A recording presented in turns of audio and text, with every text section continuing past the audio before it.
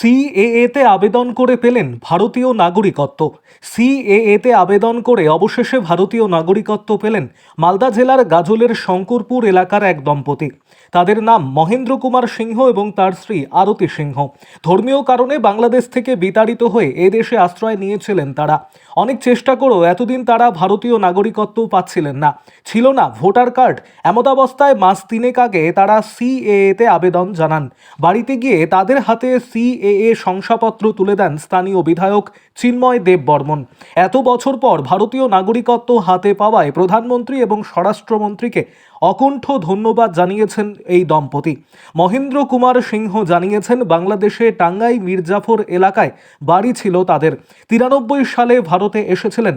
অন্যদিকে গাজলের বিজেপির বিধায়ক চিন্ময় দেব বর্মন জানান, এই শাসক দল তৃণমূল শরণার্থী উদ্বাস্তুদেরকে ভুল বোঝাচ্ছে। তবে উদ্বাস্তুরা নির্ভয়ে সিএএতে আবেদন করলে অবশ্যই ভারতের নাগরিকত্ব পাবে।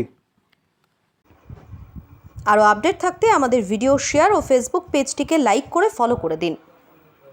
কতটা ভালো লাগছে? 3 মাস আগে আবেদন করেছিলাম। যেরকম লাগছে ভাষায় প্রকাশ করতে পারবো না, খুবই ভালো লাগেছে। এটা ভাষায় প্রকাশ করার মতো নয়। ভয় তো একটু পাচ্ছিলাম, কিন্তু এখন আর ভয় নেই, কারণ অমিত শাহ এবং মোদিজি যে কথা দিয়েছে সে কথা রেখেছে। আমি আরও লোকজনকে বলবো তারা যেন, যদি তাদের ইচ্ছা হয়, করতে পারে।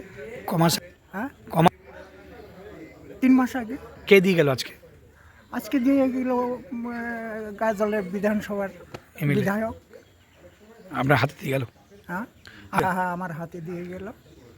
আপনার নাম? আমার নাম মহেন্দ্র কুমার সিংহ। নমস্কার সবাইকে। আজকের এই দোল পূর্ণিমার অনেক অনেক শুভেচ্ছা এবং অভিনন্দন। সমস্ত গাজলবাসী তথা সমস্ত পশ্চিমবঙ্গবাসী, ভারতবাসীকে দোল পূর্ণিমার অনেক অনেক অভিনন্দন এবং শুভেচ্ছা।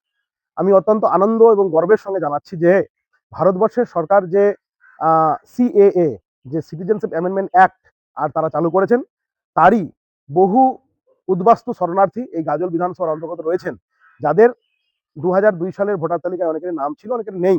তারা প্রচন্ড দুশ্চিন্তার মধ্যে ছিল এবং এখানকার শাসক দল তৃণমূল গ্রামে গঞ্জে সাধারণ মানুষকে অনেক ভুল বুঝিয়েছিল যে সিটিজেনশিপ অ্যামেন্ডমেন্ট অ্যাক্টে আর আবেদন করলে বাংলাদেশি প্রমাণ হবে এবং তারা বাংলাদেশে তাদেরকে পাঠাবে। সেই রকমই একজন দম্পতি আপনারা দেখতে পাচ্ছেন আমার পাশে আর দাঁড়িয়ে রয়েছেন, আমার কাকু মনীন্দ্র কুমার সিংহ মহাশয় এবং আমাদের আরতি সিংহ মহাশয়া।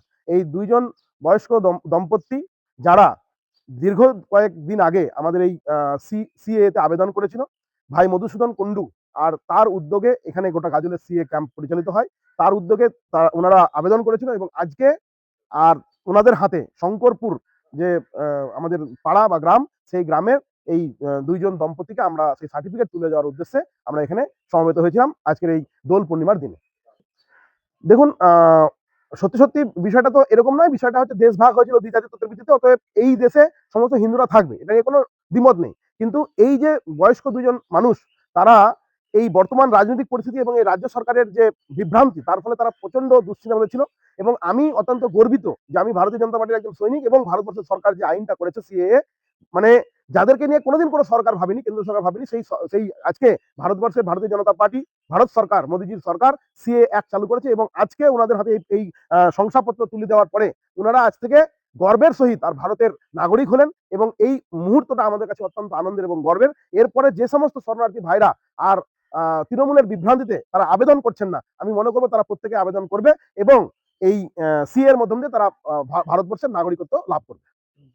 তো বিষয়টা হচ্ছে, আমি নাম বলতে চাইছি না, গাজলের যিনি আপনি বললেন যে বিধায়ক সাহেব, এমএলএ সাহেব যিনি আছেন, উনি ভালো করে জানেন বিষয়টা কি, যে এখানে আপনি সস্তা রাজনীতি করতে চাইছেন। মিষ্টি খাইয়ে দিয়ে, ফুলের মালা পরিয়ে দিয়ে তো আর এই সমস্ত হাইলাইট হওয়া যায় না। যাই হোক, উনি একটা পদ্ধতি অবলম্বন করেছেন। কাজ কি করেছেন সেটা উনি ভালোভাবে জানেন। গাজল ব্লকে শুনলাম নাকি আপনাদের মাধ্যমে দুজনকে সার্টিফিকেট দেওয়া হয়েছে। এই দুজন কেন? কোনো সিংহ পরিবার নাকি? এরকম অনেক হাজার হাজার ভাই বোন আমাদের আছে, অনেক ভাই বোন এখানে আছে, পড়োশিরা আছে, যারা ওই সিএ সার্টিফিকেট পাওয়ার যোগ্য বা পাবে, অ্যাপ্লিকেশন করেছে। কিন্তু এখানে দুজনে কেন, বা এটা কি, কারণটা কি, এই রাজনৈতিক রহস্যটাকে সেগুলো ভালো করে জানেন। সত্যি কথা বলতে কি, এনারা সস্তা রাজনীতি করতে খুব ভালোবাসেন। আগামী দিনে ভোট যেহেতু আসছে, 2026 সালের বিধানসভা নির্বাচন আসছে, কাজ তো উনি কিছু করেননি। উনি মানুষের সামনে মানুষের পাশে দাঁড়ানোর জন্য কী পদ্ধতি অবলম্বন করবেন। আর বিগত দিনে আমরা বলেছি, কোনো সময় ফুলের মালা দিচ্ছেন, কোনো সময় মিষ্টি খাইয়ে দিচ্ছেন, আগামী দিনে জানি না দাদা আর কী করবেন। মানে সত্যি কথা বলতে কি, হাইলাইট হওয়ার জন্য, ক্যামেরার সামনে আসার জন্য একটা পদ্ধতি উনি অবলম্বন করেছেন, এটুকু ছাড়া আর কিছু না। আমি তো সংবাদ মাধ্যম, আপনাদের কাছে আমার প্রশ্নটা আছে, যেমন ওনাকে দেখুক বা জানুক যে আমার এখানে 2,61,000 টোটাল ভোটার। আমি যদি এসসি ভাই বা সিং ভাই মতুয়া ভাই দেখতে যাই, এরকম কয়েক হাজার সিএর আন্ডারে পড়বে, এবং আমাদের ভাইরা অ্যাপ্লিকেশনও করেছে, সে দুজন কেন। তো আবারও বলছি, সামনে 2026 সালের বিধানসভা নির্বাচন। এই বিধানসভা নির্বাচনে উনি জানেন যে ওনার পায়ের তলার মাটির শক্ত নেই। আমরা বিধানসভা নির্বাচনে ভালো ফল করব, এখান থেকে আমরা বিধায়ক পদটা পাবোই পাবো, এবং দিদির হাতে আমরা উপহার দেব। আর চতুর্থবারের জন্য দিদিও আমাদের মুখ্যমন্ত্রী হবেন, এটুকু নিশ্চিত। এখন সময়ের অপেক্ষা, উনি ওনার অভিনয় করবেন আর আমরা কর্মে আমাদের করে যাবো, কাজ করব। হ্যাঁ, আর আরেকটা আমার প্রশ্ন থেকে যাচ্ছে যে উনি দুজনকে দিলেন, তো বাকি লোকগুলো কী হবে? আর ভাই আমার পড়োশিগুলোকে, আর আমার ভাইগুলো কী হবে, তাদের সার্টিফিকেটটা কোথায় গেল? এটা তো প্রশ্ন থেকেই যায় না। যাই হোক, উনি সামনাসামনি বসলে খুব ভালো হবে। আমরা তো চ্যালেঞ্জ করছি ওনাকে, আমি বিধায়ক হিসাবে চ্যালেঞ্জ করি যে উনি উন্নয়নের টাকা কোথায় খরচ করেন সেটা বলুক। আর আমি পঞ্চায়েত সমিতি ফান্ড থেকে গাড়ি ব্লকটা আমরা কোথায়, আমাদের দিদি কোথায় দিয়েছে, আমাদের রাজ্য সরকার কোথায় দিচ্ছে, আমরা সেখানে চ্যালেঞ্জ হিসেবে বসতে চাইছি। যাই হোক, ওনাকে ধন্যবাদ দেবো। উনি আসতে পারবেন না, ওনার সেই ক্ষমতাটুকুও নেই। ঠিক আছে।